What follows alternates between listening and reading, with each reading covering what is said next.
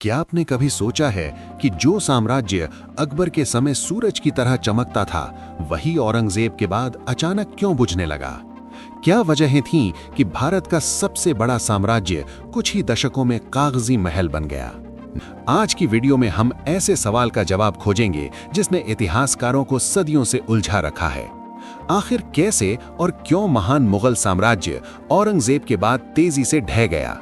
हम औरंगजेब के बाद की पूरी बादशाहों की चेन देखेंगे, उनके शासनकाल की कमजोरियां, राजनीतिक बिखराव, आर्थिक ढलान, लगातार युद्ध और यूरोपीय हस्तक्षेप, सब कुछ एक सिनेमैटिक कहानी की तरह। चलो शुरुआत करते हैं। 17वीं सदी के अंत में मुगल साम्राज्य अपने भौगोलिक विस्तार के चरम पर था, कश्मीर से लेकर तंजावुर तक और कांधार से बंगाल तक। लेकिन इस चमक के पीछे थका चुका ढांचा छुपा था। 40 साल लंबा दक्षिणी युद्ध खजाने को खोखला कर चुका था। जाट, सिख और मराठे लगातार मजबूत हो रहे थे। मुगल प्रशासन पुराने मॉडल पर चल रहा था। समय बदल चुका था, पर नीतियां नहीं। और सबसे बड़ा कारण, औरंगजेब ने उत्तराधिकार का कोई स्पष्ट समाधान तय नहीं किया, जिससे उनकी मौत के तुरंत बाद साम्राज्य पर सत्ता संघर्ष टूट पड़ा। यही पृष्ठभूमि हमें अगले 100 वर्षों के पतन को समझने में मदद करती है। औरंगजेब की मौत 1707 के बाद चारों राजकुमार आजम, कामबख्त, मोहम्मद और मुअज्जम एक दूसरे के खिलाफ तलवारें निकाल चुके थे। मुअज्जम, जो बाद में बहादुर शाह प्रथम बने, ने भाइयों को हराकर तख्त हासिल किया, पर शुरुआत ही खून से हुई। उन्होंने सिखों से युद्ध झेरा, राजपुताना अस्थिर हुआ, मराठे अब खुलकर सामने आ गए। ये एक ऐसा शासन था जहां बादशाह महल का मालिक था, पर साम्राज्य उस पर भरोसा नहीं करता था। लेकिन असली संकट अभी आना था, क्योंकि मुगल दरबार को जल्द ही मिलना था ऐसा बादशाह जिसे इतिहास पपेट एम्परर कहता है। बहादुर शाह की मौत के बाद उसके बेटों में भयंकर गृह युद्ध छिड़ा और जहांदार शाह किसी तरह 1 साल के लिए गद्दी पर आ बैठा। ये वो दौर था जब मुगल राजनीति नई तरह की बीमारी से संक्रमित हुई। उमराओं का नियंत्रण और भ्रष्टाचार। जहांदार शाह का शासन विलासिता के लिए बदनाम है, लेकिन असली समस्या थी वो निर्णय लेने में पूरी तरह अक्षम था। इस कमजोरी का फायदा उठाते हुए उसके भतीजे फर्रुखसियर ने उसे हरा दिया। और फर्रुखसियर कमजोर बादशाह था, पर उसकी असल कमजोरी थी दरबार में षड्यंत्र फैलाना।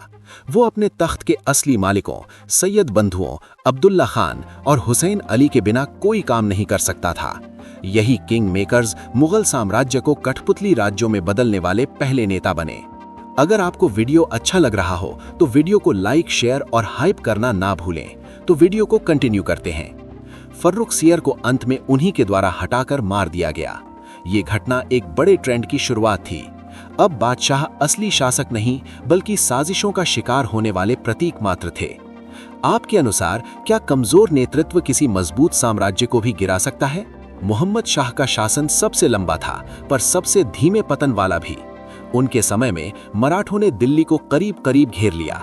बंगाल, अवध, हैदराबाद जैसे प्रांत स्वतंत्रता की ओर बढ़ गए। उत्तर पश्चिम से बड़ा खतरा आया, नादिर शाह। 1739 में नादिर शाह दिल्ली में दाखिल हुआ और साम्राज्य की असलियत उजागर हो गई। एक ऐसा साम्राज्य जिसकी भीतरी ताकत खत्म हो चुकी थी। कोहिनूर और तख्ते ताऊस के साथ साथ उसकी प्रतिष्ठा भी लूट ली गई। नादिर शाह की लूट वो तूफान थी जिसके बाद मुगलों की इमारत कभी संभल नहीं सकी। मोहम्मद शाह की मौत के बाद अहमद शाह बहादुर को गद्दी मिली। इतिहासकारों के अनुसार वो प्रशासन चलाने में पूरी तरह असमर्थ था। उसके समय में मराठे उत्तर भारत में डोमिनेंट शक्ति बन चुके थे।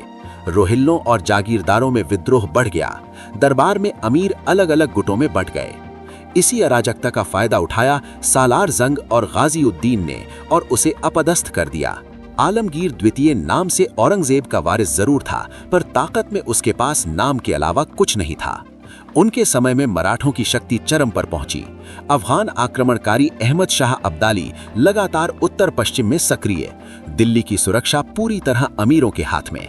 1759 में आलमगीर की हत्या हुई और मुगल साम्राज्य एक बार फिर बिना दिशा के रह गया। शाह आलम द्वितीय की कहानी दुखद है। वो बादशाह जो अपने ही साम्राज्य की राजधानी में प्रवेश नहीं कर सकता था। उसके शासन में मुगल साम्राज्य का असली पतन हुआ, क्योंकि 3 नई शक्तियां उभर चुकी थीं: अफगान, अब्दाली, मराठा संघ और ब्रिटिश ईस्ट इंडिया कंपनी। 1765 में बक्सर के युद्ध के बाद कंपनी ने बंगाल, बिहार और उड़ीसा की दीवानी ले ली। यही वो घटना थी जिसने मुगलों को आर्थिक रूप से खत्म कर दिया। अकबर शाह द्वितीय और बहादुर शाह जफर दोनों सिर्फ औपचारिक बादशाह थे, वास्तविक ताकत कंपनी के हाथ में थी। अब जानते हैं आखिरी मुगल बादशाह बहादुर शाह जफर के बारे में, जो मुगल डायनेस्टी का आखिरी चैप्टर थे। दिल्ली की लाल किले की दीवारों के भीतर 1837 में एक बुजुर्ग शांत स्वभाव का शहजादा बादशाह बना। बहादुर शाह जफर भारत के कभी महान मुगल साम्राज्य के अंतिम सम्राट। उनके शासनकाल की असलियत ये थी कि मुगल सत्ता केवल नाम की रह गई थी। लाल किले की चार दीवारी के भीतर की हुकूमत, जो बाहर कदम रखते ही ईस्ट इंडिया कंपनी के कानूनों के सामने बेअसर हो जाती थी। इधर भारत का राजनीतिक परिदृश्य तेजी से बदल रहा था। मराठों का क्षय हो चुका था, सिख साम्राज्य कमजोर पड़ गया था और अब अंग्रेज पूरे उत्तर भारत पर कब्जा बना चुके थे।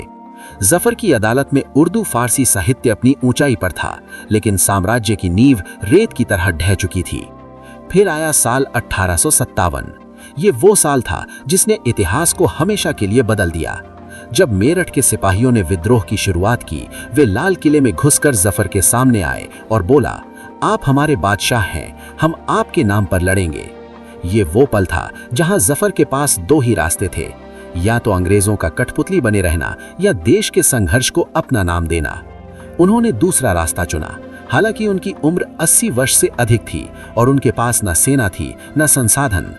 दिल्ली कुछ महीनों तक विद्रोहियों के हाथ में रही, पर अंग्रेजों की संगठित सेना ने सितंबर 1857 में दिल्ली पर हमला किया और भयंकर लड़ाई के बाद दिल्ली फिर गिर गई।